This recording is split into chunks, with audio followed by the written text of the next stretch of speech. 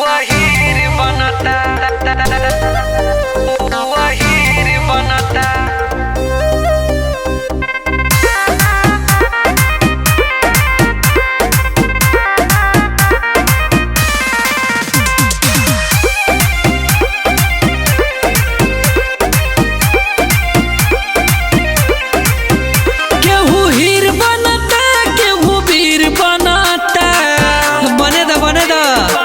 कुछ ना होई केहू हीर बनता केहू वीर बनता जेकर जतियो बा दूसर वहीर बनता।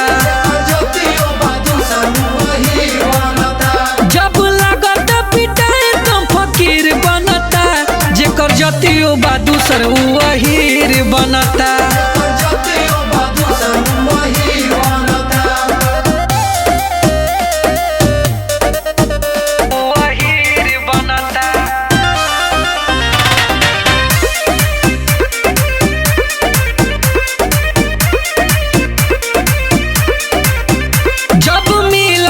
बाटे हो केहुओ के टॉपिक तो जाति के हमारा हो खाता कॉपी।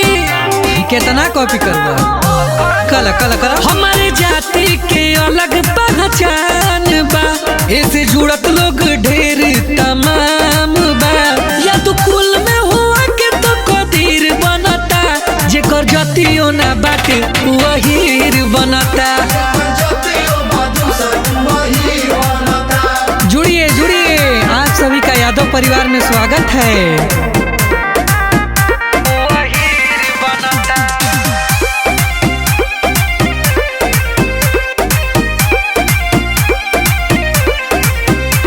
तू बन के बेचारा ले ले आहिर के सहारा आधार कार्ड पे अपनी तू डालू नजारा।